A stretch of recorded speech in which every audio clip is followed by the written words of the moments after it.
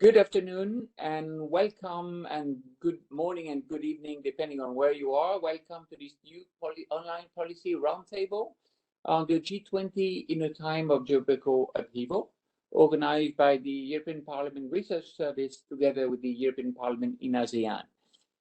My name is Antoine Ripoll. I am a director of the European Parliament in ASEAN, and I will be operating from Jakarta, Indonesia, as from December 1st. I'm now in Brussels.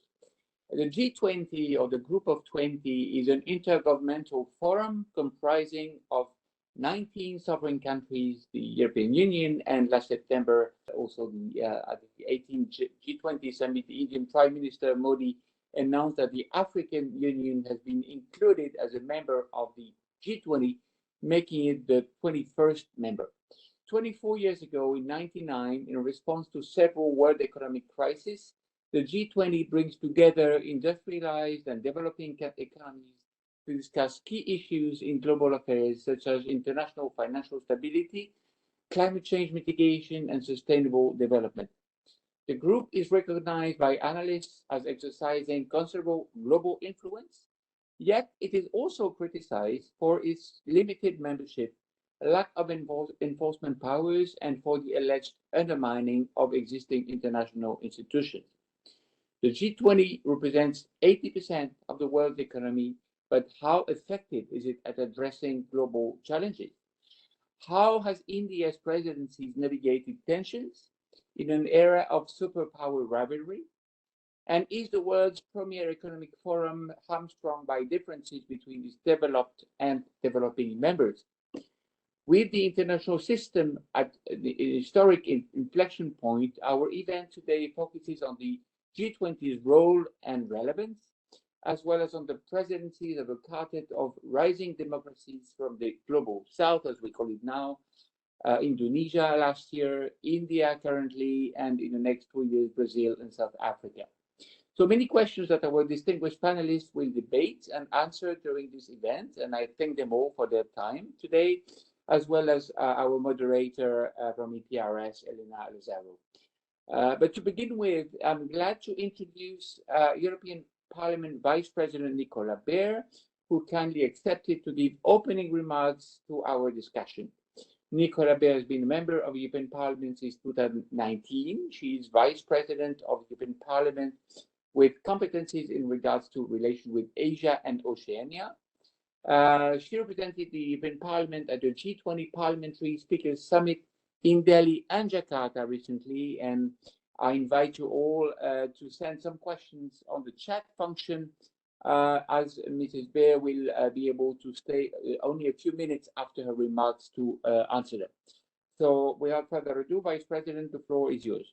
Yes, thank you very much also for the introduction, and sorry that I cannot stay longer, but this is a normal session week, so we are full in the agenda, but I'm really happy that I can share some ideas and point of views from my side.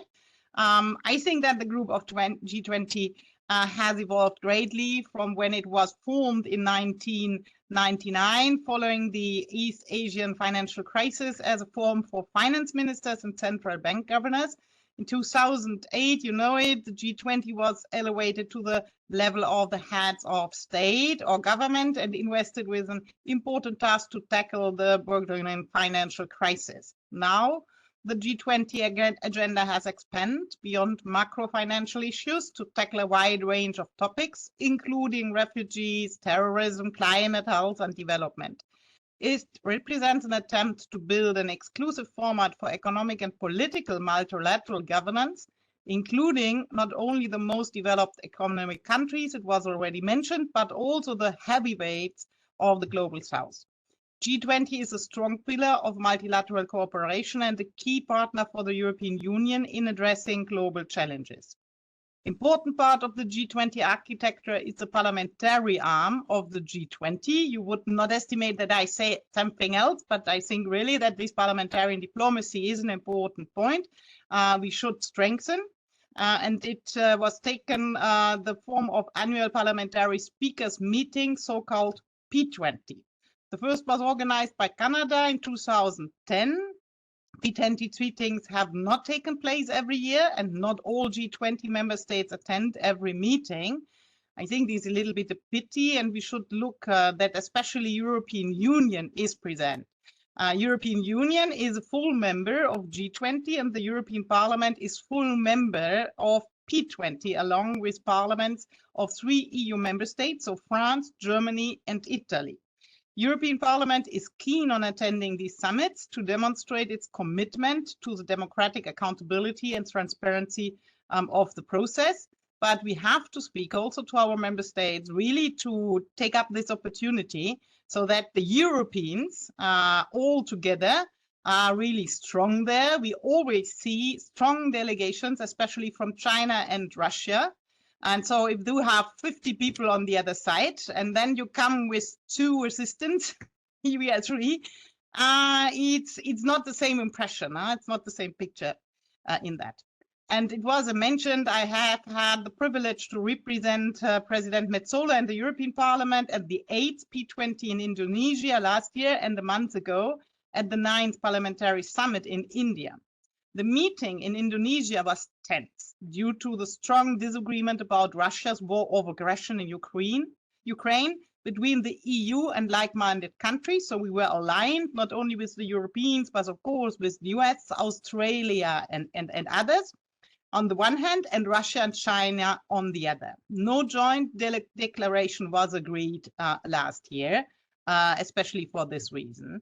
But it was good to speak up, because at least on the technical level, European Union, so my head of office was the only one to negotiate about this, so that there was not a language in the text which we could not accept. So it was really important to be there, also to be there on the ground for the technicals before. This year's Indian G20 presidency had the overall motto, One Earth, One Family, One Future. 15 parliaments of 22 full P20 members and 9 invited parliaments, as well as the Interparliamentarian Union, attended. It was significant that the Pan-African Parliament attended for the first time after the endorsement of the African Union membership in G20 in September's leaders meeting. Having attended P20 twice, under really very different circumstances, I can testify that it is a very valuable forum for interaction, debate, and dialogue. And this is not all in the plenary, it's already before in the negotiations, and it's afterwards or beside also with the bilaterals. The main topic of this year's conference was the implementation of the 2030 agenda. How parliaments play a key role in ensuring accountability for the effective of its goals and commitments. Regarding achievements and the way forward on SDGs, recalled the crucial role of parliaments as legislators. Just to quote, policies matter. For me, it was important to seize the opportunity to convey legitimate critical remarks of the dramatic effects of Russia's war of aggression against Ukraine on regional security and global economy, so also on the SDG criteria. I strongly condemn all forms of terrorism, including horrendous act carried out by Hamas in Israel on 7th of October. My experience this and last year strongly showed how important it is that the European Union is present to avoid giving space to the narrative building of states such as China or Russia, who explicitly question the international rule-based order. Overall, the Indian P20 presidency was successful, including the adoption of a joint declaration. It acknowledges that the Parliamentary Summit in the G20 plays a supportive role, helping to achieve results by involving representatives of the people. We agreed that a stronger role for women in societies and having more women in leading positions will bring beneficial results to all. In concrete terms, I had the chance to discuss this issue among other topics with many prominent female politicians, for instance, the Speaker of the South African National Assembly and the President of the Mexican Senate.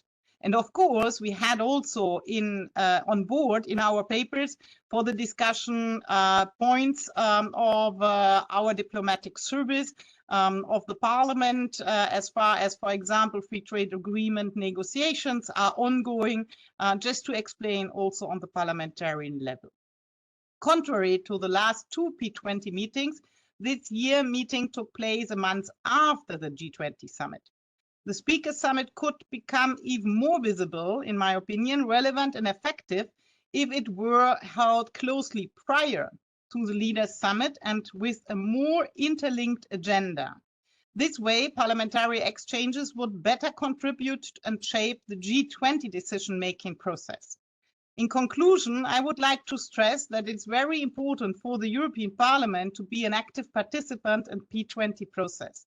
I will recommend that the newly elected European Parliament will continue working constructively towards this objective.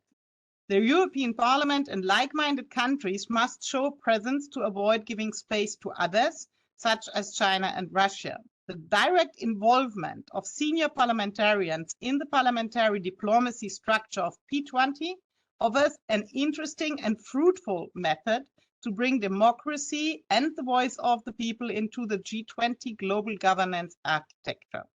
We should use, especially as European Union with its 3 institutions, much more the advantage of coordinated diplomacy from the 3 institutions and also from the 27 member states.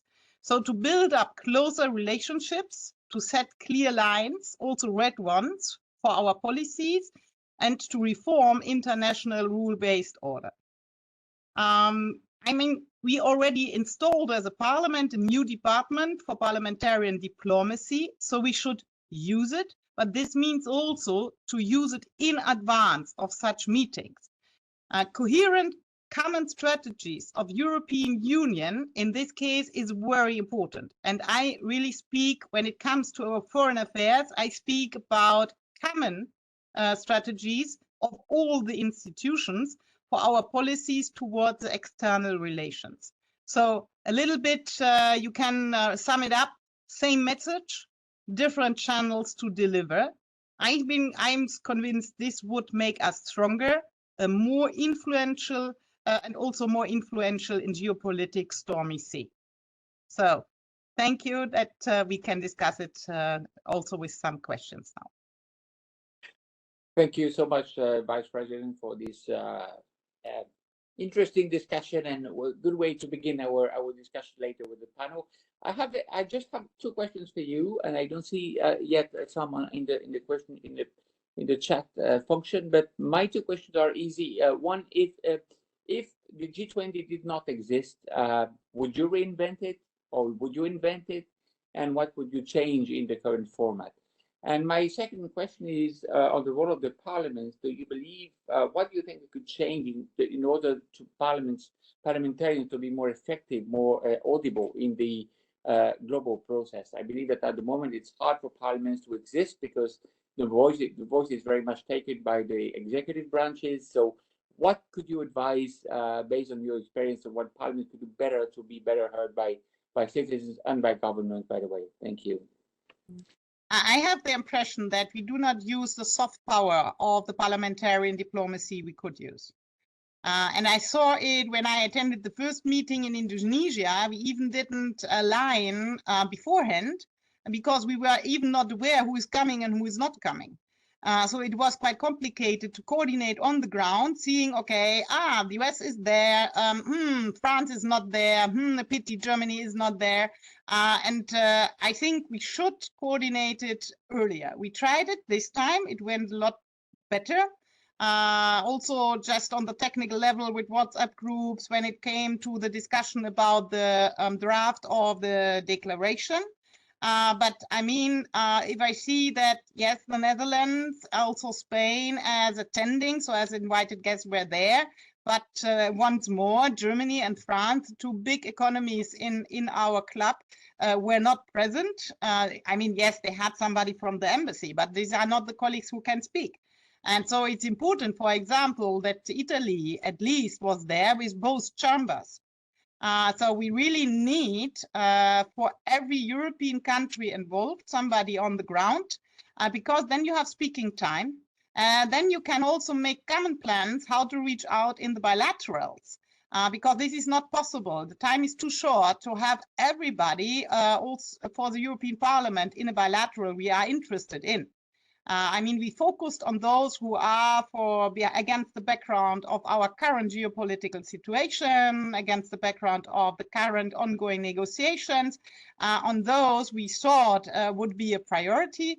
But I mean, if we could align beforehand with the delegation, maybe also with a pre-meeting on the political side, better, then I think our impact would be greater. And of course, if we could introduce it that really P20 is before the G20 leaders meeting, then we could also influence with those which are the representatives of the citizens and people. We could really, I think, influence that. And the last idea on that, I see that also from the side of European Parliament budget, it is always difficult for the delegations to go out and to discuss directly with our counterpart in the other parliaments. And I think it's too important as that this should be limited. So for the next parliament, I would revise the budget a little bit also under this perspective. Because if I see, for example, that we now have big discussions because the free trade agreement with Australia blow up, and everybody, especially here in Parliament, attended that it would work out before end of the term. And then I do not have, or I have big discussions and maybe even not the money to send 2 or 3 people here from Parliament with very good relations to maybe repair a little bit on the ground. Then we do not use all the tools we have in the box we could use. For this very comprehensive answer, I fully agree with you, and I believe that in addition to the budgetary aspect, that certainly we should raise, I mean, digital diplomacy, using digital diplomacy as we are doing now, by the way, should be increased, and post-COVID is much more accepted than it was before. We have a question in the chat function from Franklin, but I believe that this very good question: what are the G20's plan for addressing the challenges of climate changes, poverty and inequality? I think Elena will be addressed by the panel, and I think the Vice President could take another 2 hours to answer this big question. So I don't know whether you want to say just a few words about that, or you want to pass the flame to the panel. Up to you, Vice President. I mean, I think the panel has to discuss it in depth and in length. Just some very quick ideas on that. I think we have to find maybe a good balance in between the presidency always setting the focus and what is needed against the background of what we see on the current circumstances. I mean, I couldn't change the Indian presidency had the SDG focus agenda 2030, and I mean there is a lot to discuss, of course, but if you want to have coherent development and really ongoing discussions and not discussion for a year and then a break and then totally new discussion, I think maybe in the G20 and P20 format, you have to discuss of the ongoing and following presidency so that you have really a narrative or a plan and give over so that you can continue on what is not finished and so have more a strategy. How to use also this P20, G20 format to influence and especially to tackle with the challenges we see. Vice President Beer, thank you so much for being with us this afternoon. Have a great afternoon, and I will pass the floor now to Elena to moderate the panel and introduce our panelists. Thank you very much, everybody. Thank you. Bye. Thank you very much. Goodbye. And thank you, Antoine. Good afternoon to everyone from me as well. I'm Elena Lazaro. I'm the head of external policies at the Research Service of the European Parliament. And as Antoine said, together with our European Parliament office in ASEAN, we are organizing this event ahead of Brazil's assumption of the G20 presidency and bringing the Indian presidency to the end. And I have to say, this is the 3rd year in a row we are organizing an event on the G20. And one of the panelists asked me, why is the European Parliament organizing an event on the G20, or rather the Research Service of the European Parliament? And of course, Vice President Beer has already made the case quite strongly about the interest of the House in the G20. But I also want to say that there's a couple of other reasons which I think introduce perhaps our interest in this. One has been really highlighted by the last question that came in on the SDGs, and I'm very happy we also have Elizabeth on the panel, who is co-chairing the task force on the SDGs of the Indian Think 20 presidency, because the SDGs are a key objective of the European Parliament, and the European Parliament does have a role in budget and financing. So this is a key goal, and the G20 and its SDG focus, particularly when we look at this constellation of, let's call them global south for lack of a better word, although this term, it's like strategic autonomy. We're trying to find a better term, but we're still using it. So there is that interest. And of course, increasingly, there are issues in the G20 that merit and actually are responded to by legislation in most of the G20 member states, and including in the European Union, be they digital, be they green issues. And of course, where legislation is concerned, parliaments are very much involved. So it would be impossible not to have this interest. And on a broader picture, I think it's impossible, and here I introduce the topic perhaps, to not think of the G20 as a place to look at in the current geopolitical environment, in the context of Russia's war on Ukraine, in the context of the current situation in the Middle East, in the context of the coups and disruptions of democracy in Africa, in the context of the post-COVID environment, which are all issues that are on the daily agenda of the members of the Parliament. And of course, an umbrella to all this is the future of multilateralism and global governance.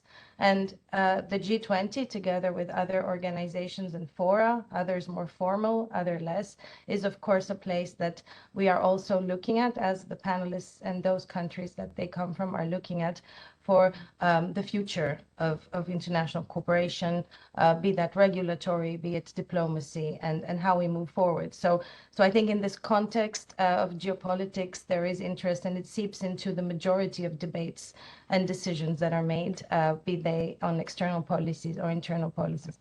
So this is kind of the grand picture of why I think the G20 continues to be at the center and forefront of interest of the work that is being done, and that I can see online in our attendees a number of colleagues, advisors to members, colleagues from the External Policies Director General, colleagues from our offices in Washington and elsewhere in ASEAN. So clearly there is interest across the board in the House. So thank you very much for being with us today.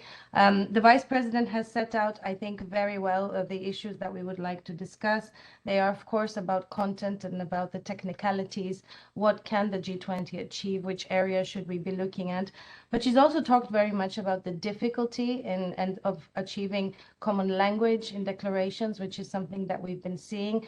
And I think what will be very much a trend in what we're about to hear from our panelists is how those countries that have had the presidency in recent years, and how those countries that will have the presidency of the G20 are working towards such declarations, which is always, of course, what we look at when we look at the outcome, but they will also be talking about the process, the issues that matter.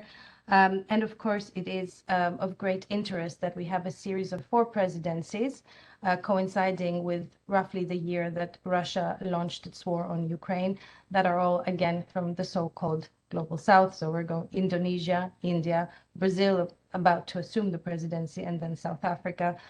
So it's really a great pleasure to welcome all of you, experts in your areas, in your fields, many of whom I have the privilege of calling colleagues and friends with long-standing participation in engagement groups of the G20, such as the Think 20, to discuss all of these issues today. I remind the audience online that they can ask questions at any point using the WebEx chat function, and we will be taking those all together after the panelists make their introductory remarks, and that this is being recorded, so we will be having a YouTube video later on online. As the research service of the European Parliament, we provide support for our members by way of publications, but also of audiovisual material, and everything that will be said today is also audiovisual material that will be used in their reflections in the coming weeks and years and months. So having said that, I would like to introduce the panel today. We have with us James Crabtree, who is a columnist at Foreign Policy magazine, and he was formerly the executive director of the Institute of International Strategic Studies in Indonesia, where he organized also the annual Shangri-La Dialogue, and has been also advisor of some former UK prime ministers, although not the one who has just become foreign minister, if I'm not mistaken. Then we'll have Anirban Sarma from the Observer Research Foundation in Kolkata, where he is the deputy director and also chair of the Think 20 Task Force on Digital Issues for India. Welcome, Anirban. He'll be followed by Oliver de la Costa Stunkel, associate professor at the School of International Relations of the Getulio Vargas Foundation, and also a fellow at Carnegie. Elizabeth Sideropoulos, Chief Executive of the South African Institute for International Affairs, and also, as I mentioned, co-chair of the SDG working group of the Think 20 process of the Indian presidency. And finally, John Curtin, who is the Professor Emeritus and Director of the G20 Research Group at University of Toronto. And I have to say, this group is actually G7, G20 research group. And I remember the work that has been done there ever since I can remember. And I've also seen it's actually you began to follow the G7 in 1988. So it's been quite a while. And John, we're very glad to have you here so you can draw together some trends as geopolitics evolve.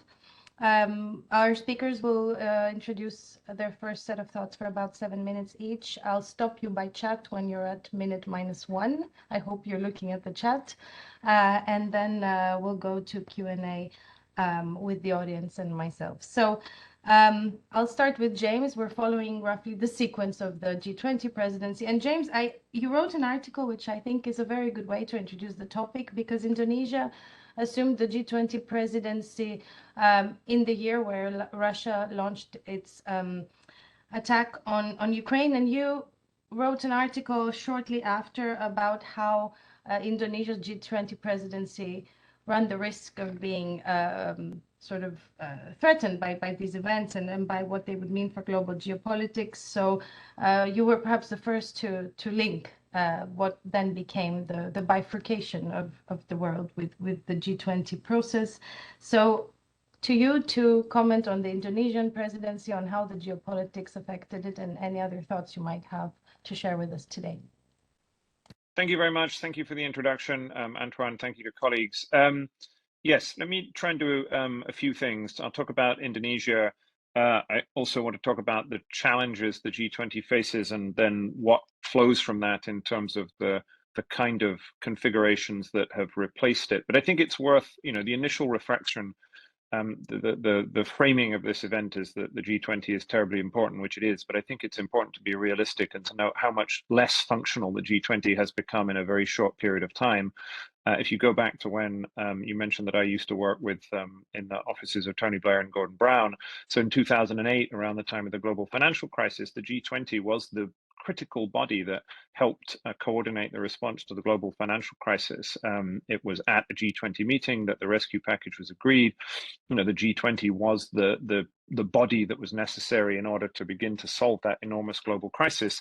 Now we have a situation where we have, comparable global challenges in terms of the climate transition, the regulation of artificial intelligence, whatever it might be. But the G20 is a much, much less functional body than it used to be. And so it's important to kind of put on the table what we're dealing with.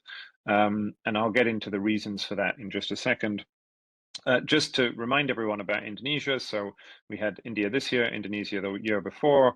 I think if you were sitting in Jakarta, you would have said that the Indonesia G20 was successful, but it was an awfully low bar. That was the year in which we were coping with the early stages of Russia-Ukraine, and there genuinely did seem to be, with 2 or 3 months to go, the prospect that the entire G20 might fall into a kind of heap of acrimony. We'd had a finance ministers meeting at the G20 in which the Europeans had walked out because the Russians had turned up. And so there really was a prospect that at this summit, there would have just been a kind of food fight, and absolutely nothing would have got done. Therefore, the fact that they managed to produce a declaration and advance some very modest goals was seen as a success, but only within the context that people genuinely thought the whole thing might fall in a heap and there might not be a declaration at all. And you also have to see this within the bounds of the very low ambition that President Jokowi set, where really Indonesia saw this as an opportunity to kind of promote Indonesia as an investment destination, and therefore it was modestly successful in that respect. But Indonesia never set itself the target of trying to solve a whole range of complicated international problems. And so it shouldn't have been an enormous surprise that that didn't happen at the end of it. As I say, Indonesia was pretty pleased with what happened. They did get a declaration, which surprised on the upside. There was some condemnation of Russia, and that therefore kept the kind of the European and North American half of the G20 happy, and there was some modest technocratic procedures. So that was the story of Indonesia. So second point I'd like to make, so why doesn't the G20 work anymore? It's a pretty simple problem. I mean, you have, in a sense, two big divisions within the group, one of which is between the United States and Russia and China. And I think that's the most important one. But in a sense, you can also divide the group down the middle, that you have roughly half of the G20, which is rich industrialized democracies, the G7 plus a few others. And then you have the other half, which includes Russia and China, but also a host of emerging economy middle powers.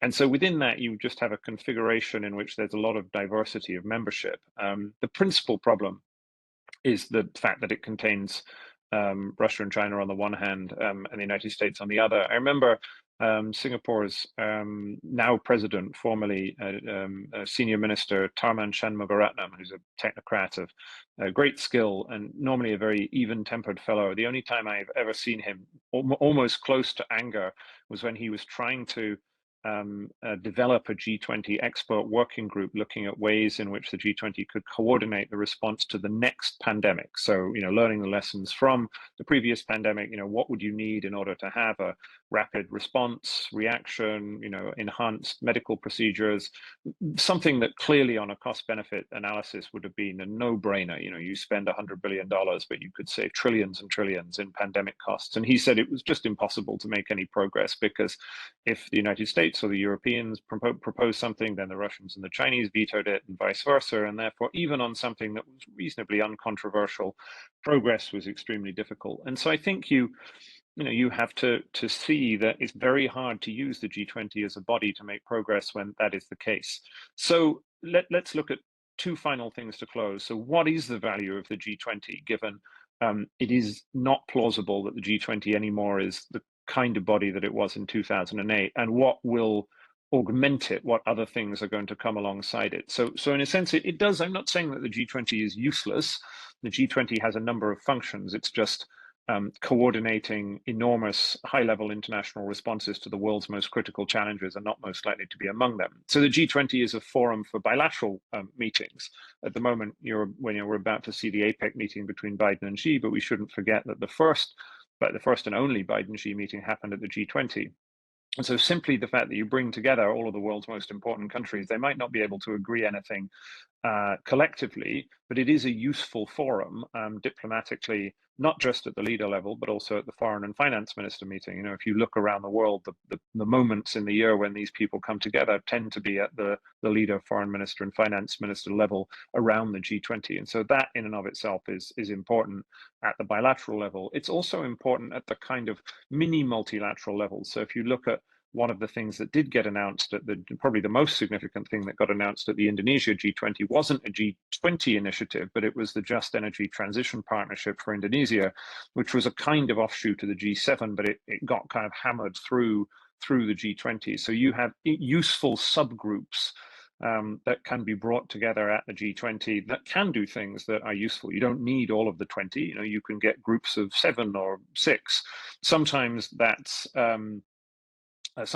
amongst the rich industrial democracies, but increasingly you see, countries like Saudi Arabia, Brazil, playing more of a role. And I think you'll see that in future as the world becomes more multilateral, the space will open up for interesting kind of configurations within the G20, and that has some value.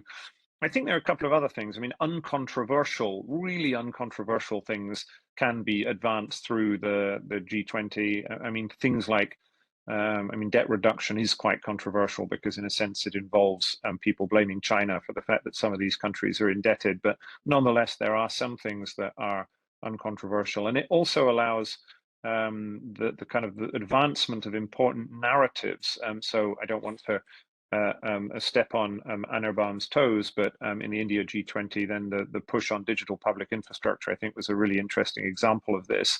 Maybe not something that was made huge technocratic progress in the sense of setting up a new global institution, but it was certainly a way that India was able to put onto the global agenda a useful sort of set of ideas that Brazil may take up, and I presume that Anirban will say more about that. So final thing that I'll say, hopefully wrapping up early, is, so, well, what does that mean? In a sense, if there's a power vacuum where the G20 used to be, then where is that power going to? I mean, at one level, it just means it's more, there is less coordination in the international system because of the rise of great power conflict. It means that smaller bodies like the G7 are proportionately more important because they're cohesive, and therefore I think you see more. There was a time 10 years ago where people thought the G7 was irrelevant and the G20 was the center of everything. That's kind of flipped on its head now. So the G7 is a much more dynamic organization, both in the sense that it provides the coordination for the advanced industrial democracies to think about, well, what do you do about China and Russia? But also, I think there's just more energy there in terms of, well, what do you do in terms of solving global problems? And then, you see the rise of alternative minilaterals, from AUKUS to the Quad, and indeed ad hoc meetings. I mean, I thought it would be useful here just to note the recent United Kingdom-led summit on artificial intelligence. Now, I'm not saying that because I'm a Brit. I'm saying it because it's an interesting example. AI ought to be something that is being dealt with at the G20 level, but it wasn't. It was sort of being brought together at a kind of random ad hoc meeting led by the United Kingdom. And in part, the reason for that, I think, was that the United States couldn't be seen to be negotiating directly with the Chinese on artificial intelligence. It was just too controversial. But if the Brits brought the Chinese in, then the Americans were fine with that. And I think you'll now see that becomes a kind of a necessary function, that whether it is Saudi Arabia or Brazil or one of the kind of heritage middle powers like United Kingdom or France, they are better able to kind of engage China than the United States is. And so, in a sense, so many of these problems involve how on earth do you get the United States and China to work together. And so the United Kingdom was an example of a kind of ad hoc meeting in which something that really should have happened at the G20 level happened in an ad hoc basis. And it did that because that was a way in which you could bring the United States and China together for a discussion that they couldn't have done if they were kind of negotiating with one another formally, or if one of them was in the lead. So that's my sense of it. The G20 is less relevant than it used to be. Indonesia was okay from a low base. The G20 does have some functions. We just got to recognize what they are. But some of the focus that we used to be within the G20 is going to end up happening elsewhere. And I think that's just something that an organization like the European Parliament Research Service is going to have to kind of manage, that more diverse environment. Thank you very much. Thank you, James. Thanks.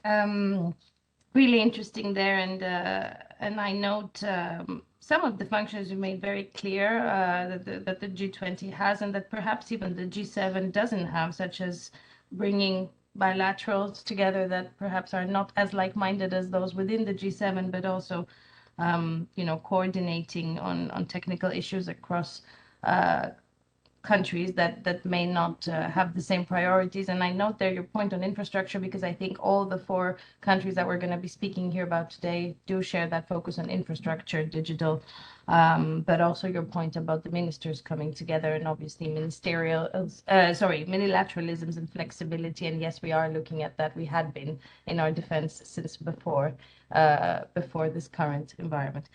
I'll move then to Anirban then, and there's that point about the flagship digital initiative of India's presidency that I'm sure you'll come in on, and to follow up with your reflections on the themes that James has introduced. And just a note, I'm chatting with each of you individually about the time, so if you can have a look at the chat directly with me while you're speaking, that would be very helpful. Thank you. Okay, thank you so much, Elena. I hope you can hear me. And it's a pleasure to be part of this policy roundtable. So I'd like to begin by thanking the EPRS for having me over. Great to be here. Now, India assumed the presidency of the G20 at a rather difficult moment. It was a moment of extreme geopolitical flux. In the aftermath of the pandemic, economic recovery was uncertain and uneven at best. And for many nations, decades of progress had been reversed. All right. So we saw kind of backsliding where countries were falling back into poverty in numbers that were quite unprecedented. Right. And this was especially unfortunate because the presidency came at the exact midpoint of the time frame that we have to achieve the SDGs. All right. Even as millions were falling back into poverty, the midterm review of the SDGs were going on, and that certainly didn't help. And globally, it was discovered that uh, collectively, the world had reached only about 25% of where it wanted to be at this time, as far as meeting its SDG targets went. And then, of course, the war in Ukraine had disrupted international supply chains, and mechanisms for financing sustainable development at a moment like this seemed more fragile than ever before. So, in response to these challenges, and also, of course, taking cognizance of the fact that the Troika plus one, Indonesia, India, Brazil, and South Africa, were all developing and emerging economies, India identified 6 key priorities for its presidency. Right, the first, predictably enough, was accelerating progress on the SDGs. And once again, this was important because we came at the midterm of the SDG period. A close corollary to this was accelerating inclusive and resilient growth, all right, which had to do with integrating small and medium enterprises into global trade, uh, promoting labor rights, securing labor welfare, etc. The third has been, a pretty key pillar and focus point of our discussions throughout this last year. This is reforming multilateralism for the 21st century. So, the idea that the UN and international financial institutions like the World Bank, IMF, etc., need to be made more fit for purpose for the 21st century has been key to our deliberations throughout the presidency. Fourth, of course, digital matters. Digital transformation and digital public infrastructure, which is really what I'm going to focus on in some length, is something India brought into the G20 discourse. And what we did was try to foreground a belief in a human-centric approach to technology, all right, to make technology accessible and affordable to all across sectors. And then, of course, there was this focus on green development, climate financing, and changing our lifestyles to promote, a cleaner and healthier environment. And finally, the cross-cutting issue that the Indian presidency, we hope, will be remembered for was foregrounding the issue of women-led development, all right, which really takes the idea of SDG 5 and the idea of providing equal opportunities for women a step forward. This is about putting women in leadership positions, which could really affect social, economic, and political transformation, right? India, of course, has been seen as a champion of the global south throughout its presidency. And one of the ways in this began was because of this Voices of the Global South summit that India hosted right at the beginning of its presidency, all right? This was quite unprecedented. For the first time, India actually brought 125 countries from the global south together to understand their developmental concerns, and then that shaped India's own agenda at the G20. So that was important. And of course, India does recognize the fact that the global south itself is a deeply reductive term. I mean, there is a lot of variety within the global south, and but it is also a fact that the swings within this large group are really going to determine the new world order in the years ahead. So this is a big group, and it will have a lot of impact going forward. Now, let me just come to the issue of our digital future. All right. Broadly, there is an understanding that European and American technologies have helped us get to where we are today. All right. These technologies originating in the West have essentially helped the first 1 billion. But now we need to go a step further and use technology to support the next 7 billion. And hence this focus during the Indian presidency on making tech more affordable and accessible. Now, the promotion of digital public infrastructure has been really core to India's presidency. And there have been a number of groups that have been supporting these discussions. Of course, the Digital Economy Working Group, the Development Working Group to some extent. A new high-level task force was set up which dealt with DPI. And a number of engagement groups have dealt with the issue of DPI as well. Now, what is digital public infrastructure? These are foundational population scale technology systems that perform three core functions of mediating the flow of people through digital identity systems, money through real-time fast payment systems, and personal information through consent-based data sharing systems, while securing privacy, of course. Now, under the composite architecture of the India stack, India actually became the first country in the world to develop all three foundational DPIs. So we have the Aadhaar digital identity system, we have the unified payments interface, and we also have something called the data empowerment and protection architecture. Now, collectively, these three layers have revolutionized public service delivery. And it has also democratized innovation on population scale because enterprises, governments, private developers can actually build innovative new applications on top of the DPI layers. And, the numbers speak for themselves. Like today, 99.9% of India's adult population uses the digital identity system. 30 million people every day make online transactions using UPI. And financial inclusion has been achieved on a scale. The World Bank actually lauded India for its achieving 80% financial inclusion in 6 years, in the last 6 years. This would probably have taken about 50 years without DPI. Now, much of this has fed into India's awareness raising efforts around DPI at the G20. All right. And we had begun doing this in the run up to the G20 as well. So since, 2018 or 2019, India has been running something called the MOSIP, the Modular Open Source Identity Platform, where we partner with other nations, developing nations that are keen to build their own digital identity systems. Now, during India's tenure, May was quite a watershed month, May 2023. So you had, for instance, the EU Trade and Technology Council telling India that, it would partner to make DPI systems more interoperable, work together to sort of take DPI to other third countries and help them develop these technologies, right? I say I have 1 minute left, okay? So I will also say then that another success of DPI at the G20 has been, the acceptance of France to run DPI in its country. And this makes France, I think, about the 15th country, which is now beginning to use UPI and make it available. The Quad leaders statement, even within the Quad, leaders have talked about the transformative power in DPI and the difference it could make to developing and developed countries alike. And India has also entered into, 8 memorandums of understanding with other developing countries to make India stack and its technology available to them at no cost. So, DPI has clearly served as an important rallying point for both the global South and the North. And some of the major outcomes at the G20, by the time the summit came around, was a shared description and understanding of digital public infrastructure. G20 nations collectively accepted the idea of a high-level G20 framework for systems of DPI, which meant a kind of roadmap, a very concrete roadmap for being able to develop and deploy DPIs in their own countries. And finally, there has been agreement on the need for increased funding in low and middle income countries around DPIs. So, as these outcomes are actualized, India's steering role in taking DPI to the world may have launched a new era of digital democracy, we hope, and smart governance where no one is left behind. I do have some more to say about data for development, which is another focus area, but I can come back to that later in the conversation if we have time. Thank you, Anirban. Thank you very much for this.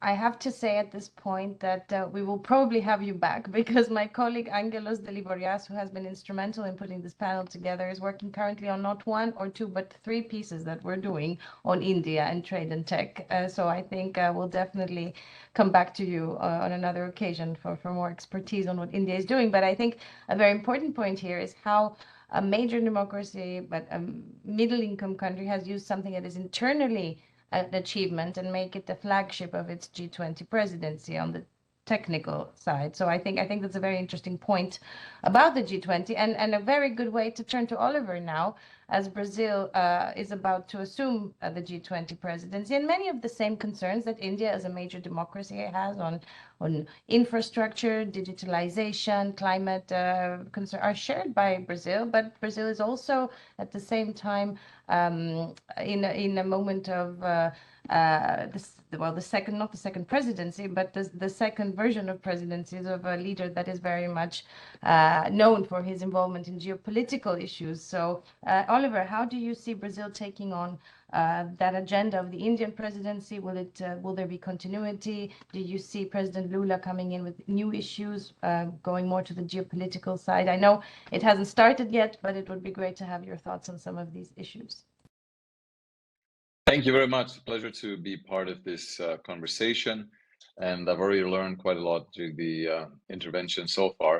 I think it's worth emphasizing what James said about how the G20 changed, how the whole conversation about addressing global problems has changed. I just this morning read a piece I had written in the Mail and Guardian in 2009 for the G8 in L'Aquila in Italy, basically saying that this institution ceased being useful and that it was time to rethink the entire architecture of global order. This, as we've just heard, of course, has changed quite considerably. There was a perception among emerging countries that the promises and attempts to adjust existing institutions to new realities of new economic and political realities had essentially failed, had been insufficient, that, these symbolic, anachronisms like, that the Europeans continue to decide who heads the IMF and that the US government is essentially in control of whoever heads the World Bank, contributed to this urge to establish new institutions, which gave rise to the BRICS, for example.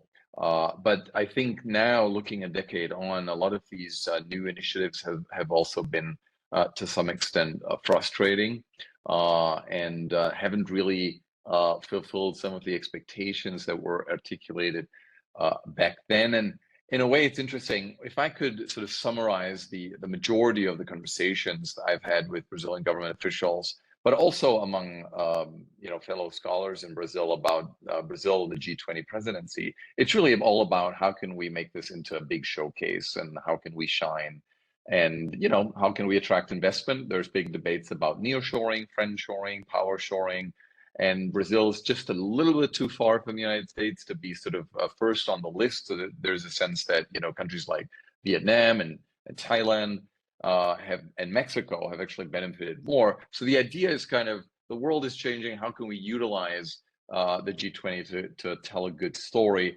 And interestingly enough, Indonesia and India are kind of seen as success cases. And I think that's exactly it. I mean, they have, under these very challenging circumstances, somehow managed to keep things together, but also been able to dominate the headlines. It's kind of seen as a World Cup of diplomacy. There'll be, lots of events. The whole sort of Modi strategy of having, the sort of the people's G20 and lots of cities and all that, of course, was also useful ahead of the upcoming election in India. So, but having said that, I think it's also interesting to see that Brazil has been kind of taken aback of how China basically steamrolled the rest of BRICS countries during the recent summit. Basically said, Brazil, we kind of know you're not really into BRICS expansion, but this is really a necessary step now.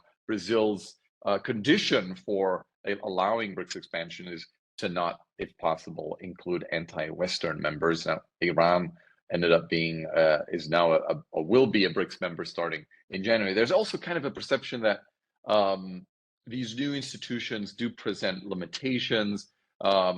So I think the G20, and I've heard that a lot from Indian policymakers, has been the priority, and India has clearly said the G20 for us is more important than BRICS. I think Brazil is kind of in a wait and see position, but depending on how the upcoming BRICS summit in Russia will go, there's a lot of concern in Brazil that Putin may invite the likes of, presidents of Belarus and Syria and sort of make this into a much more anti-Western summit.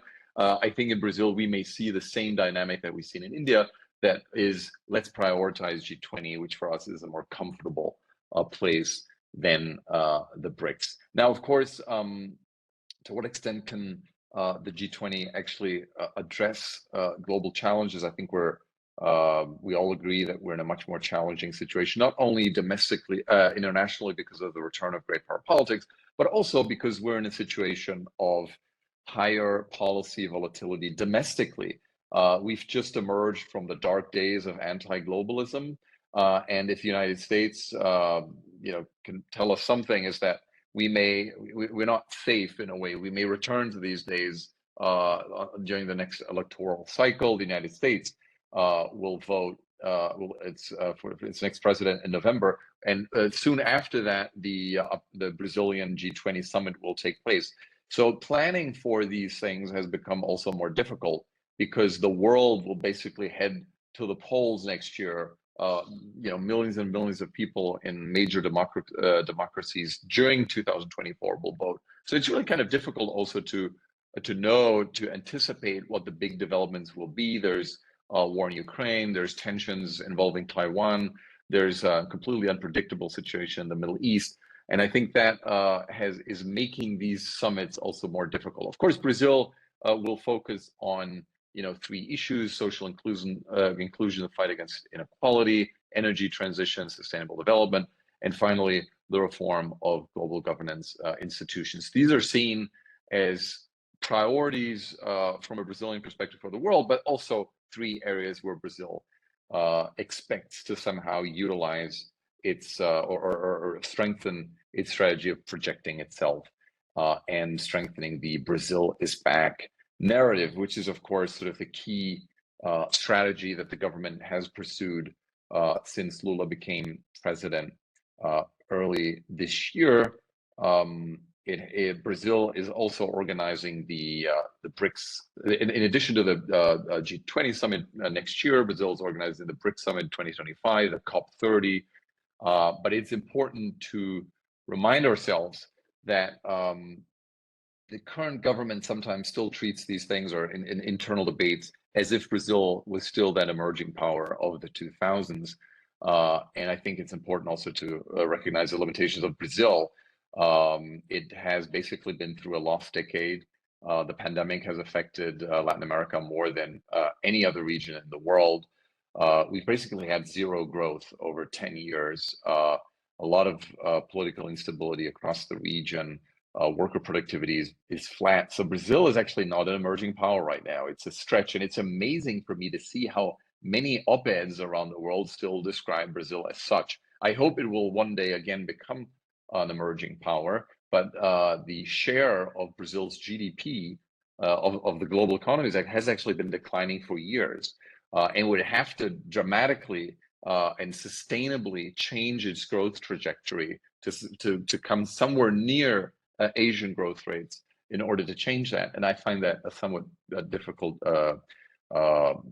possibility at this stage, because there's so many structural challenges that Brazil's economy is facing. Just finally, on the geopolitical side, I think it's important to note that the limitations that we've just discussed, or we're just discussing, of the G20, I think tend to increase in the following way. When you look at Ukraine, Israel, Hamas, and Taiwan as a potential conflict out there. So we have two ongoing conflicts and growing tensions in Asia. On all of these issues, the divides that James has actually mentioned tend to increase. Brazil is, on the other side, basically, when you look at what's Europe's or what's NATO's position on Ukraine. Brazil disagrees, and along with Brazil, several countries in the global south.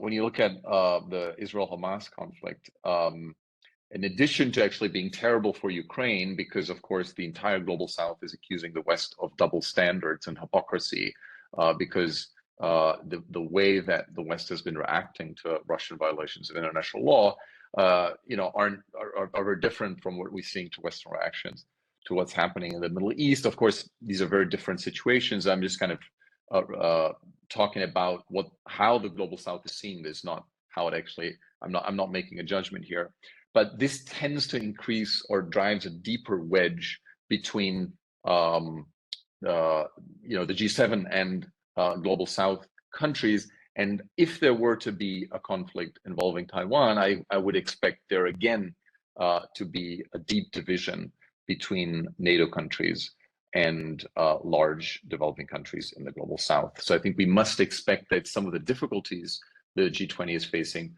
will not only persist, but they may actually become even more difficult in the future. Thank you. Thank you, Oliver. And at this stage, I think I'm detecting a trend which coincides with how we thought about this event, which is, the geopolitical cleavages around these major events versus what is clearly some need, urgency, and desire, I think, to work together on more technical issues across those cleavages when it comes to the green issues, the digital issues, so the SDGs. So that's really the challenge here. And of course, all of you are talking to a degree about minilateralisms, agility and flexibility, how we work around these groupings. And there's a question actually in the chat that we'll get to, I hope, later about enlargement of some of these formats, which is quite interesting. But Elizabeth, I'll move to you now. And obviously South Africa, especially in the context of the Russia-Ukraine war, was one of those countries you were looking at for that its position on that. And we obviously don't know what's happening in a year from now when South Africa will assume the G20 presidency. But we've had the very interesting development, as Antoine mentioned, of the African Union joining the G20. And perhaps you could share some thoughts on that and your sense of where the G20 is going. 7 minutes, please, so that we will have 50 minutes in the end for Q&A. Right, thanks, Elena, and thank you very much for the invitation and for the great discussion so far. Suffice to say that I think a lot of the points that have been raised by James, by Oliver, by everyone are shared by me, but let me make a couple of observations from my side. As you said, it's a little too early for South Africa to have mapped out exactly what it wants to prioritize in the G20. We are, strictly speaking, not yet part of the Troika. We will be so in a few weeks, but not yet part of the Troika. I'm going to reflect a little bit on some of the possible priorities based on what South Africa has certainly focused on in the G20 in the past. But I just want to pick up where Oliver left off in terms of the Brazilian domestic context, and also highlight that in the South African case, of course, next year is an election year for South Africa. We don't yet know, but it'll probably be between April and June, July. In that period, we have been significantly affected for a number of reasons. In the first instance, the 9 lost years, as we call them, the state capture years. But at the same time, also took a hit because of, as a result of COVID, and then significant energy and logistical and transportation shortcomings that are affecting our economic growth. So our economic growth is, for all intents and purposes, pretty stagnant. Rising, well, not rising unemployment. The figures came out today. Unemployment has kind of leveled off a little bit, but still extremely high at 31, 32%. So that's the context. Certainly on the African continent, I think South Africa continues to play, I think, an important role. I think that role has shifted, though, since 1994. There have been many other rising actors on the African continent who've come to be much more active on the global stage. And as a whole, I would argue that African agency, another well-worn term, I think in the last few years has also grown. Whether you see it in countries like Kenya or Senegal in global debates. Kenya, of course, hosted the first Africa climate summit. So South Africa will be taking over the chair, the presidency, at sort of coming out of an election which is very difficult to predict at this point. Certainly, if you listen to the pollsters, and it will certainly be very fraught. And I think for the first half of the year, I think our attention will be in campaign mode. But let me reflect a little bit on the G20 and the way in which South Africa has seen it. And I want to highlight that I think the G20 is going to go through a difficult time because of all the reasons that my colleagues have spoken to now. Certainly for South Africa, the G20 is a very important space to collaborate on global economic governance, to arrive at consensus. After all, it's not, the G20 is not supposed to be entirely, it's not the UN, but it's bringing countries together that are important in global decision making. And if you can build consensus there, you can hopefully move the process forward in the multilateral framework. For South Africa, it is not, and it shouldn't be, and it's sort of made that point in the last 2 years about geopolitics. Okay, we should keep geopolitics out of the G20 because there are so many cross-cutting transnational challenges that require our attention and that sadly cannot wait for us to overcome our geopolitical differences. Or allow this to carry on until our geopolitical differences have been overcome. And I think the importance of the G20 is not that there is necessarily policy and ideological, philosophical cohesion. It's exactly because there isn't that it's important. Because if you're going to deal with these cross-cutting transnational challenges, you're not going to speak to the guys you agree with, you have to speak to the guys you don't agree with.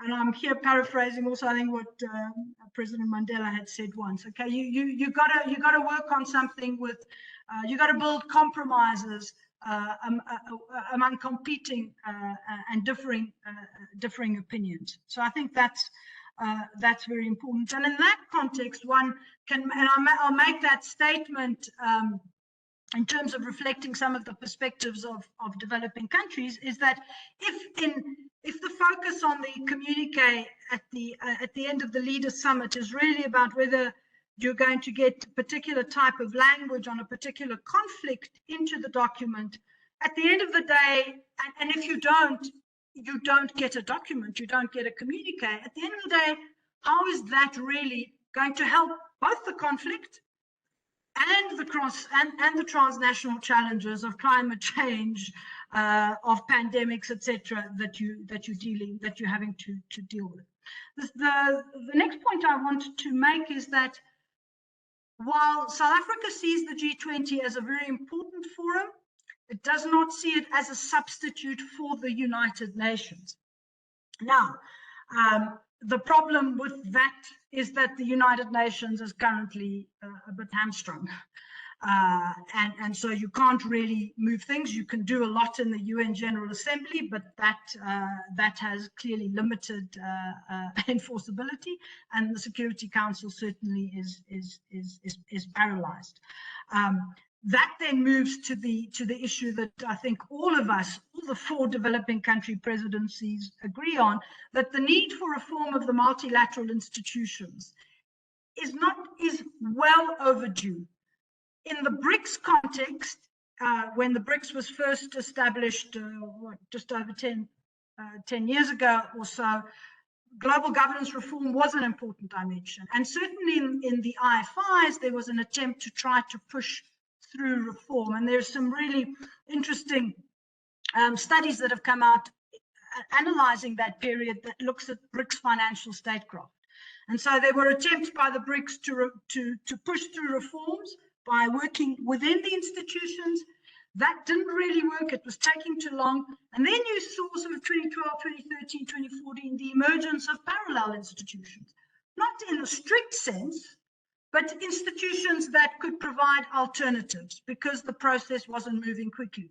Why is that important? Because I think the temperature now has risen in terms of the push for reform, and that if the countries that are in a position to really galvanize that are putting the brakes on it, that's not going to see the survival of the current multilateral financial multilateral system. Maybe I'm being sort of overly, I'm exaggerating, but I think there comes a point when you push against the door, and if the door really isn't open, either you break the door down or you move on.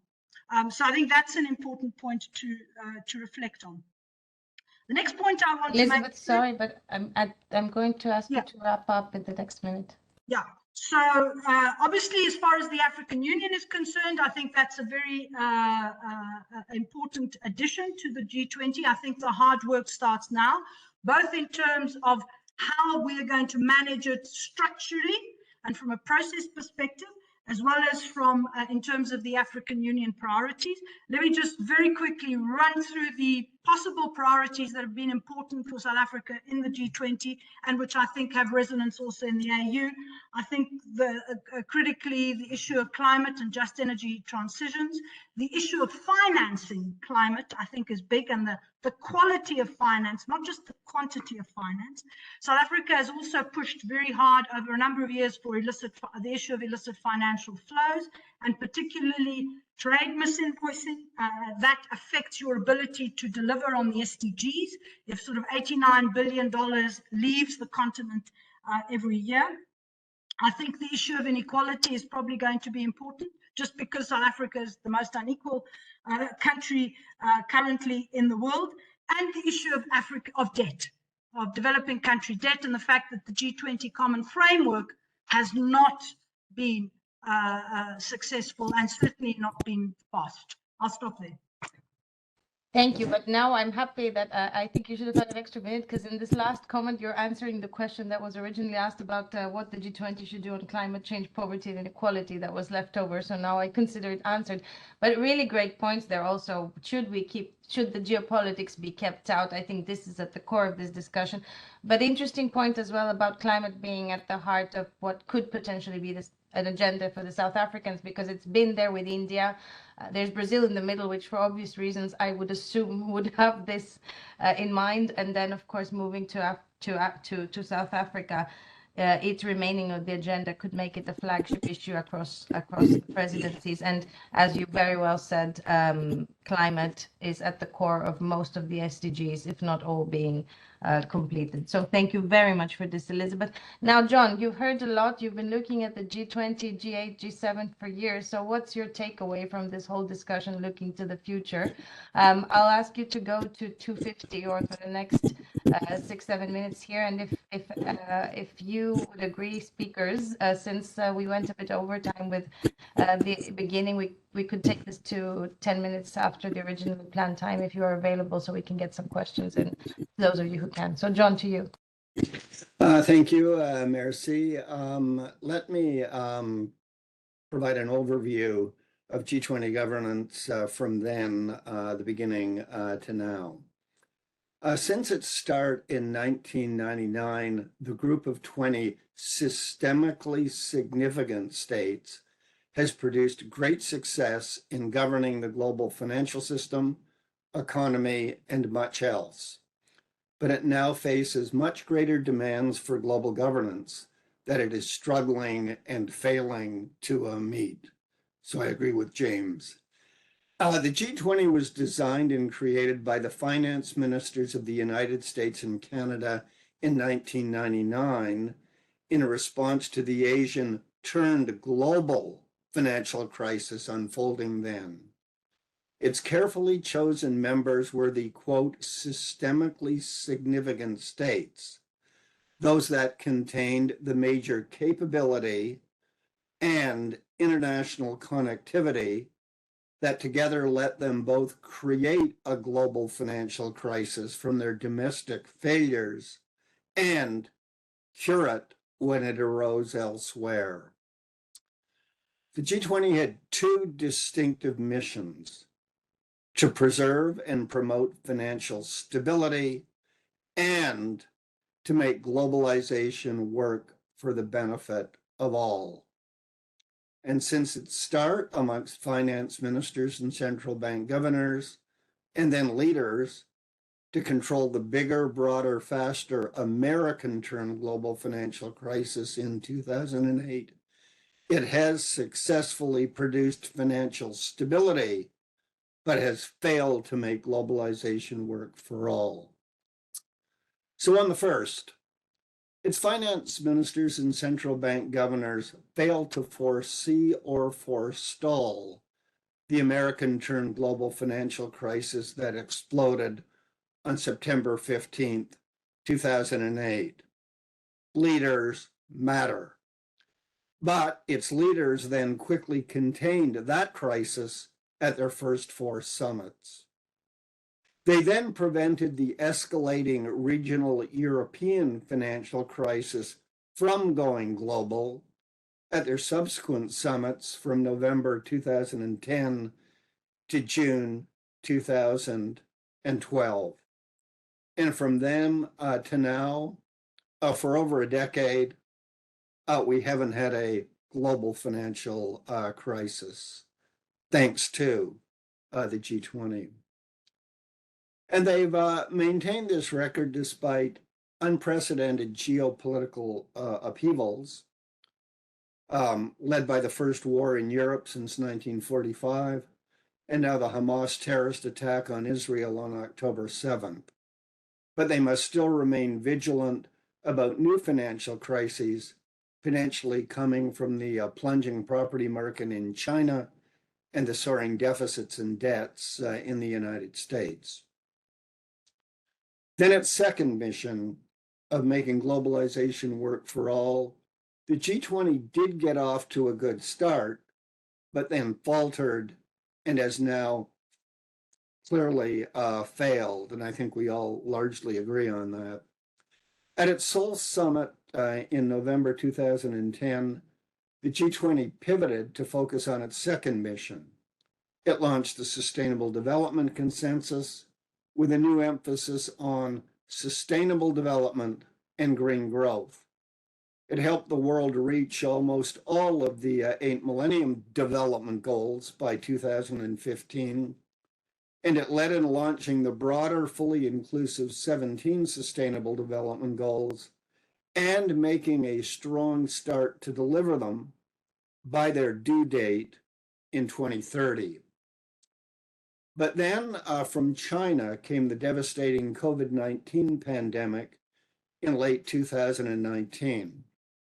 The G20 again pivoted to focus on containing it, and at its G20 Rome summit in 2021, and a special one devoted to health that year, the G20 controlled the COVID-19 crisis by 2022. But this came at the cost of progress on all the SDGs, with none now on track, as been noted, to meet their targets by 2030. Then came much greater challenges from other fronts. The first was a classic security threat from Russia's aggression to annex Ukraine on February 24th, 2022. The G20 succeeded at its Bali summit in November 2022 in producing a full consensus communique in which all members, including Russia, agreed that the UN had certified that Russia had committed, quote, aggression against Ukraine. Words in communiques do matter. However, at the New Delhi summit in September, the word aggression disappeared, even though Russia's invasion had not. The second threat is climate change, an unprecedented new non-state security threat to the existence of all life on the planet. It is certain to get worse, as no ceasefire or return to the status quo ante is in sight. Since its start, the G20 summit has increasingly made commitments on climate change, but its members have complied with them at an average of only 69%. So there is much more for the G20 to do and no time to lose.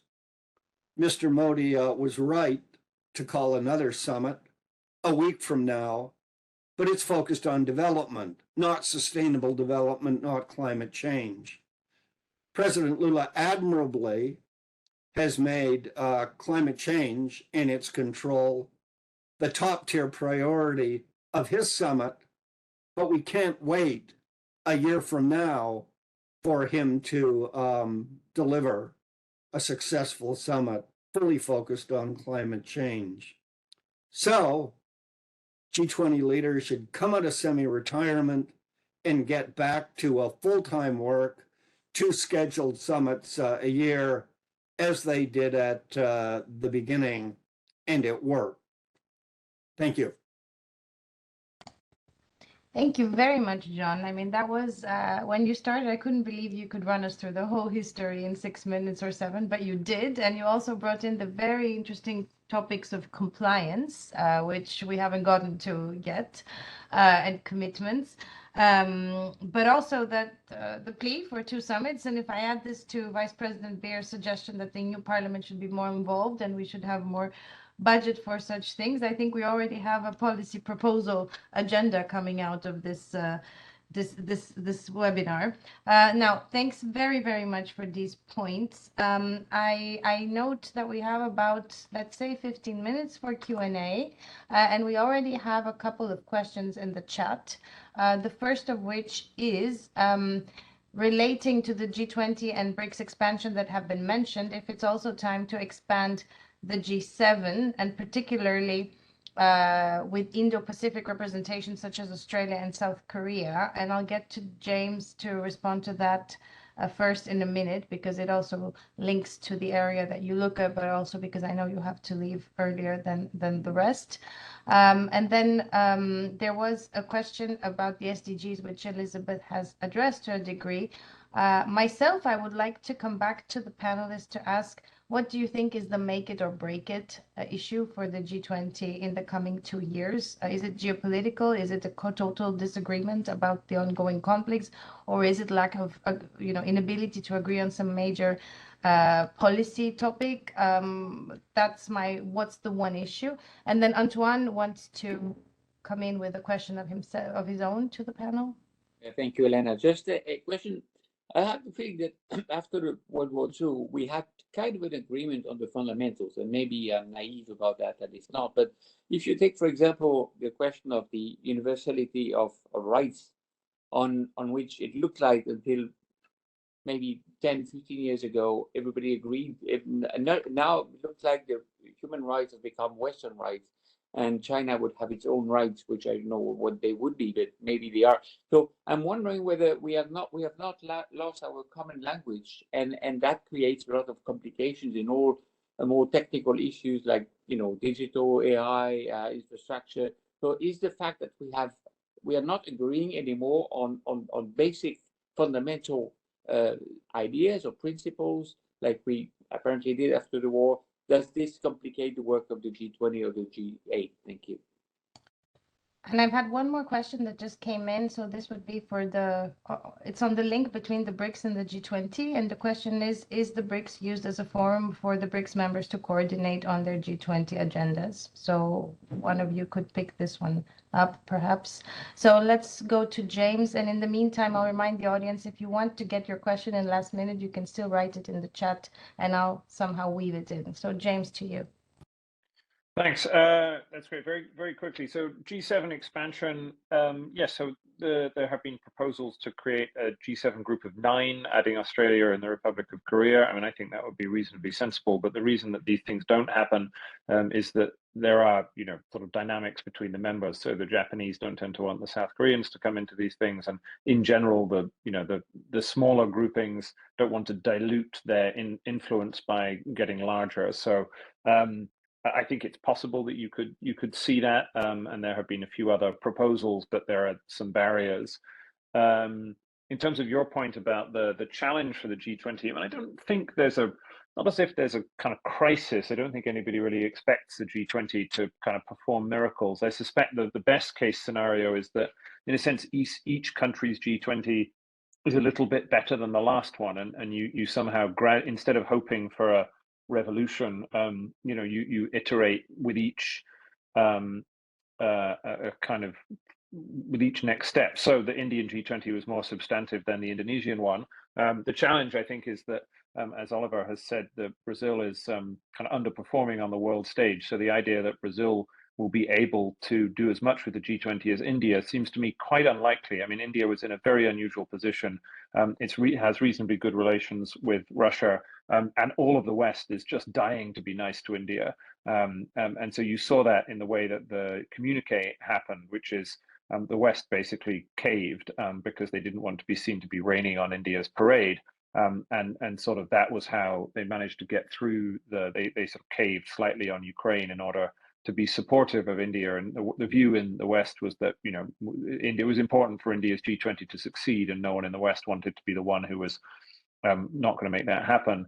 Brazil doesn't have that kind of leverage, and it also doesn't have a leader, with due respect, the Brazilian leadership with quite as much clout as Mr. Modi, or a foreign minister with as much energy as Mr. Jayashankar. So I think Oliver can kind of respond to this, but I think that there may be some doubts as to whether or not Brazil can follow this model of producing a G20, which is more substantive and higher profile than India one. And that's just it's a challenge of these bodies. Some of the countries that end up as chairs have more clout or more better relationships than others. And so you just have to kind of take that as it comes. Thank you very much, James, and thank you for your contribution to this debate, because I understand you're leading us very soon.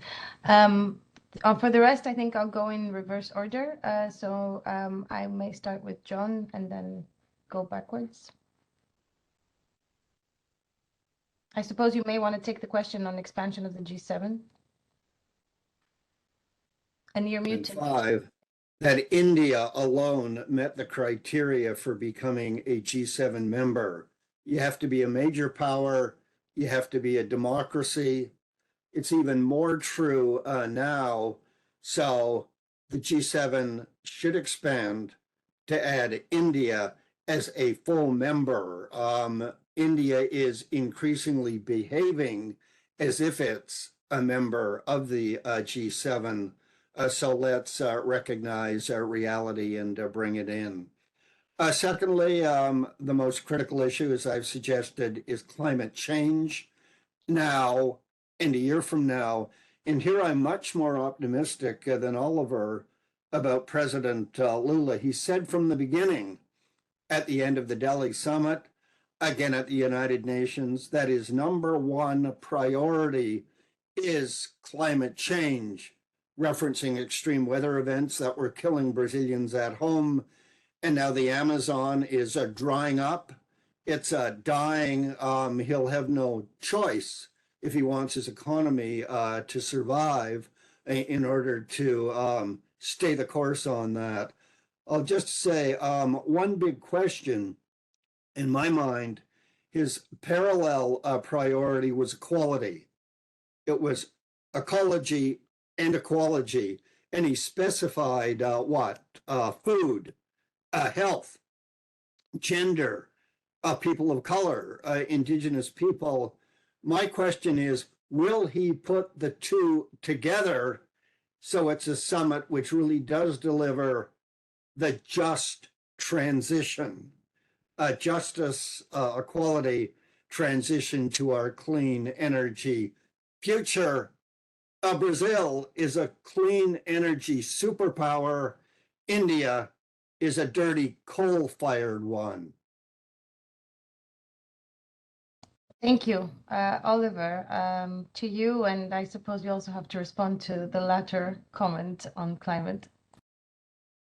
Yeah, so I do agree. I mean, I think it makes sense for Brazil to emphasize issues where it does have clout and leverage, which is, and I think it's actually, as much as I believe that in principle Brazil may have some capacity to contribute to finding solutions to great conflicts that are taking place right now, I think the first 6 months of this year have shown that Lula's comments on the war in Ukraine have actually produced a lot of friction, and it was unclear how Brazil's engagement actually contributed or increased the probability of negotiating a peace agreement.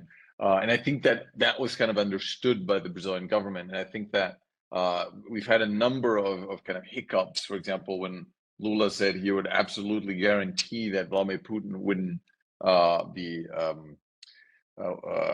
wouldn't be arrested if he came to the G20 summit in Rio next year. He had to row back because that's obviously, as Brazil signed the Rome Statute, is a signatory. That's up to the Brazilian judiciary to make that call.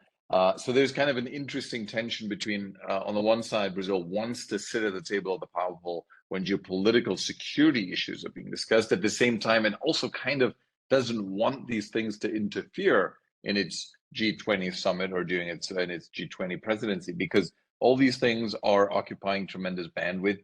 And unless we go back to this world where we're able to bracket these things, it will be very difficult. I mean, back in the 2000s, there were a lot of tensions between great powers, but somehow they were able to sit down, for example, with the Iran nuclear negotiations, to kind of leave that aside and then kind of try to focus on specific things. So I think that's why, and I don't mean to say that the G20 ceases to matter. I completely agree. I think that if it didn't exist, it would have to be created. Despite all its difficulties, it's a place where policymakers, technocrats, etc., can speak. And that's why I think that the more Brazil can focus on specific areas of cooperation and sort of leave the politics out, which is very difficult because we don't even know what kinds of conflicts will be happening throughout the next year, the more successful it can be. I just wanted to make a 30-second comment on what Antoine mentioned about the common language. Yes, there I think is there's more difficulty now. We have a larger amount of conflicts. We actually have the largest amount of conflict, according to the Oslo Peace Institute, in 30 years. 55 armed conflicts involving 38 nations, much more than just 10 years ago. So these things do matter. They occupy bandwidth not only of generals but also of diplomats and policymakers. The thing, though, is what divides, let's say, countries like Brazil and the global South from the West is that broadly speaking, Brazil considers the arrival of multipolarity to be both inevitable but also desirable. And that's interesting because it kind of goes against dominant IR theory, which says that multipolarity may be more unstable, maybe more violent. It's not actually so easy for a large, vulnerable country like Brazil to manage all that. But still, it's a cross-party consensus that multipolarity is good for Brazil because it somehow thinks it will become one center in that multipolar order. So in that sense, it diverges from the dominant reading, let's say in Washington or in many places in Europe, where there's a lot of concern about what the arrival of multipolarity means. And so in that sense, I think there's kind of some more weird optimism, despite the upheaval that we're seeing, the geopolitical upheaval in the world over the past 2 years. I would still say that none of these large emerging powers wants to go back to sort of the peaceful 90s and 2000s, which is something I still sense when you talk to policymakers in the West. They were kind of saying that this was an easier time for us to address the global challenges. So I think that's kind of the major point of contention here. Thank you, Oliver. I realize I messed up my order. Elizabeth, I'm sorry. To you now. This will not reflect in the change of G20 presidencies. They are still staying as they are. But Elizabeth, your response to some of these questions and any comments you have on what the other panelists have said to conclude. On the question, do BRICS coordinate on G20 agendas? I know that there's been sort of attempts at coordination of the emerging economies in the G20, but not as effective, I think, as the G7 caucus within the G20. I think certainly over this previous year, well, this year and the next year in 2025, I think there is already some coordination and interaction and engagement with the Brazilian presidency, I think with the Indian, because we're moving into that position. So the IPSA countries. I know there is obviously at a diplomatic foreign policy level coordination in the BRICS on many global security issues, or at least policy engagement, and we've seen that, of course, in some of the outcomes, but not necessarily fully on some of these issues. Of course, the basic countries coordinate quite a bit in the run-up to the COPs, and that, of course, is the BRICS minus Russia. So we should be seeing a statement, for example, now in the next few days coming out of their meetings in advance of the COP summit, of the COP meeting later in the month. What would make or break? What would be a make or break issue? Again, I think it's not necessarily, we're not at a crisis point, but what might sort of catapult it into crisis. Although I think under the developing country presidencies, there will be an attempt to hold it together, and it will be attempt to be much more technical than geopolitical. But what happens in 2026 with the American presidency of the G20, depending on what happens, who takes over on the 20th of January 2025? I think that's a concern in terms of in the medium term. Interesting point, Antoine. I mean, about common language and universality of rights. I think what we've seen happening is not that everybody was on the same page about the universality of certain particular types of rights, but that I think a number of countries have become much more confident about expressing perhaps their opposition to the universality of those rights, and are presenting them as Western rights. And I have to say, one of the things that Europeans in particular have to reflect on is exactly, I mean, you know, Europe is a normative power. We know that. But in this increasingly multipolar world, I think there has to be, I think the way in which those norms and principles and values are projected, and some would argue enforced, has to be reconsidered. Because I think that will be, at least at a diplomatic level, create much more tension, much more friction, much more division. Because countries are saying, I mean, I heard just before we came into this meeting that I think 34 or 35 African countries haven't signed onto the post-Cotonou, the Samoa Agreement, and one of the reasons has been around sexual and reproductive rights and so on. I mean, I am all for them personally, but and I think countries are now feeling they have the voice and they're amplifying their voice. And we're seeing that across the board, whether it is on international financial architecture reform or indeed on issues of human rights. That does raise, I think, important questions about how to support the civic space in hybrid democracies or in countries that, you know, where basic human rights are downtrodden. But the one thing, and I'm going to end there, Eleanor, I think what is important is to, you know, developing countries always emphasize not just political and civic rights, but the importance of recognizing socioeconomic rights. And certainly if you speak to many in the developing world, the response from many European countries and the Human Rights Council and so on is that these rights are less important. Socioeconomic rights are less important than political and civic rights. And I think we've got to find a balance there in terms of also how we bridge the divide between North and South on these issues. Thank you, Elizabeth. A very good point. My sense is there is a narrowing of the gap, but that's a whole topic for another seminar. But very, very good point. Anirban, your last comments.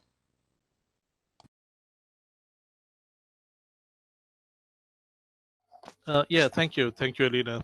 So, regarding the expansion of the G7, I think I'd really like to echo John's point about India's possible qualification for the G7. You know, and this is really a prevailing feeling within India as well, and I think it mirrors a broader sentiment about how certain groupings and institutions need to be made more fair, inclusive, and representative. You know, and of course there has been a long-running argument about India finding a place on the UN Security Council as well, and it is about time that, you know, these kinds of inclusions are made seriously. All right. The second about a kind of make or break issue, I know it is a little passé these days to talk about the digital divide, but I really do think digital inclusion is going to be very important going forward. There are large parts of the world where digitalization, the speed of digitalization across governments and societies really does need to be accelerated, along with digital literacy and skilling that goes along with it, all right? The strengthening of capacities across the board.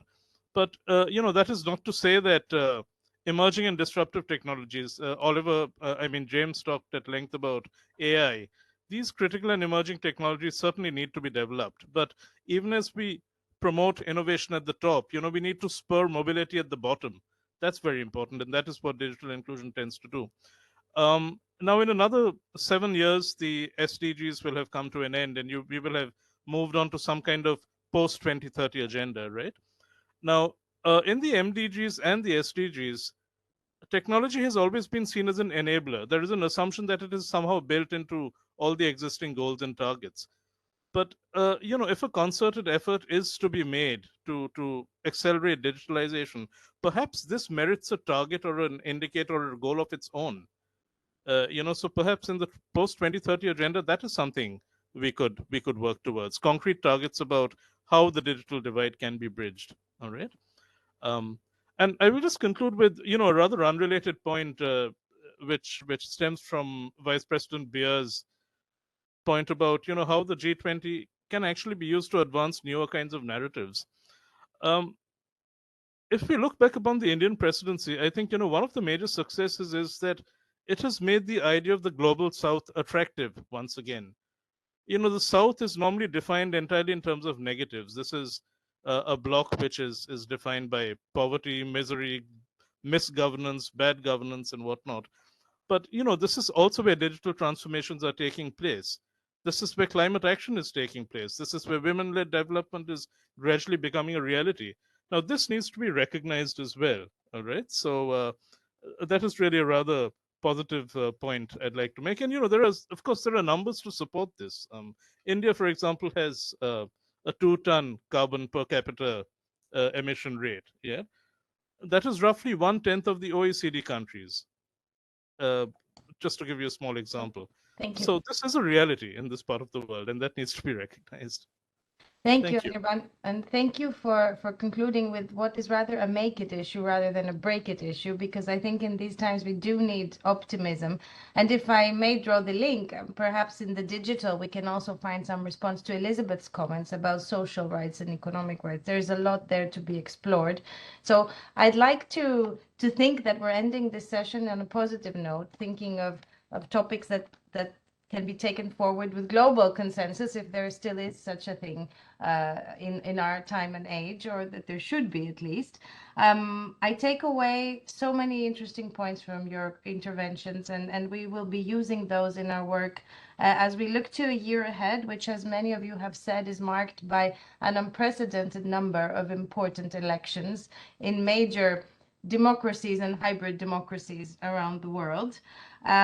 As we look ahead to a year where China and the US will continue having developments in their relationship, which we have refreshingly not talked about, but will frame very much of the evolution of these issues. I'm glad we got through this panel without talking so much about China and the US, because it shows a conversation is to be had there. But I do put it back on the table as something that will definitely affect the evolution of multilateralism and the various agendas that we have discussed. But I also take away the very important points of a discussion about participation, inclusiveness, multilateralism, voices being heard, and language being shared that has been there for, as many of you said, 2 decades, if not more, and that really is work to be done. And I think in that context, the European Parliament is working, our members, as I'm sure parliamentarians and policymakers in the other G20 countries are working on. And I really, really appreciate, as